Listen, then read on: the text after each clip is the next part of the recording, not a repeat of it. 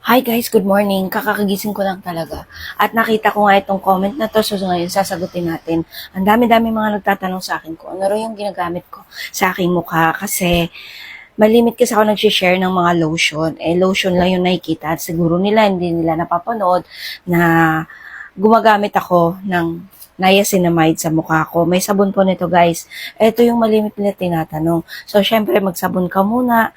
Guys, umaga't gabi to gagamitin. Okay? Umaga't gabi kayo mag-a-apply. At i-maintain nyo po talaga. At pagkatapos, syempre guys, mag-sunscreen kayo. Yun yung sikreto talaga. Mag-sunscreen kayo para wala kayong milasma. Katulad ko. Okay?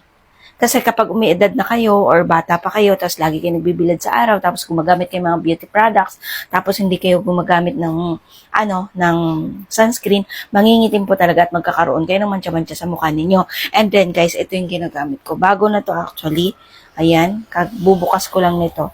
Maghilamos ka muna, after mo maghilamos, maglagay ka nito. At hindi pala, mag-serum pala, serum. Maghilamos ka muna gamit yung sabon ng niacinamide, tapos mag-serum ka. Ayan, ganito yung serum nila. Ayan. Puro bago na siya lahat kasi kabibili ko lang. And then, after mo mag-serum, kasi yung serum napaka-moisture sa balat natin. After mo mag-serum, eto na. Ayan. Minsan sa gabi, pag nag-apply ako nito, hindi na ako nag-apply ng sunscreen. Sa araw na lang talaga importante. Sa araw, sunscreen tayo. Pero kailangan din talaga mag-sunscreen sa gabi. Lalo na kung lagi ka nanonood ng TV or nagla-laptop, nagsa-cellphone, kailangan mo rin mag-sunscreen. So, yung itsura ko ngayon, kagigising ko lang kasi hindi ako naghilamos at dugyot ba? Pero hindi nyo naman nakikita yung muta-muta ko dyan. Or hindi nyo naman naaamoy yung bibig ko na mabaho pa yan. Kasi wala pang mumog. Char joke lang yan. So, ayan siya guys. May sabon din ito. Ayan, niacinamide. Kasi, ang dami mga nagtatanong kung ano ba rong ginagamit ko sa mukha ko.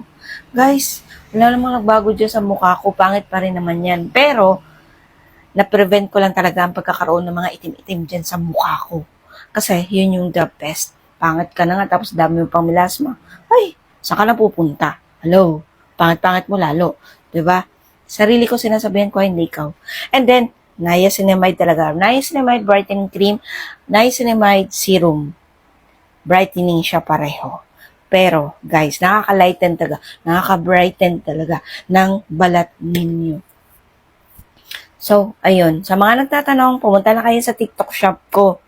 Search nyo lang sa Cecilia Sase. Doon nyo makikita na nag-trending yung mga video ko nito. Kaya siguro ang dami mga nagtatanong. At nag-trending din kasi sa mga vlogs ko ang about dito sa niacinamide. May sabon ito pero nandun sa baba na sa banyo. So, hindi ko nakukunin. Basta may sabon ito. Dapat gumamit kayo ng sabon. Pag naligo kayo, yun ang gamitin nyo. Okay? At uulitin ko. Mag-sunscreen kasi kayo, guys. Okay? Minsan, pag tinatamad ako nito, mag-apply, basta may sunscreen, mag-sunscreen lang ako. Okay na. So, ayun lang. Maraming salamat. Gusto ko lang share. Kung gusto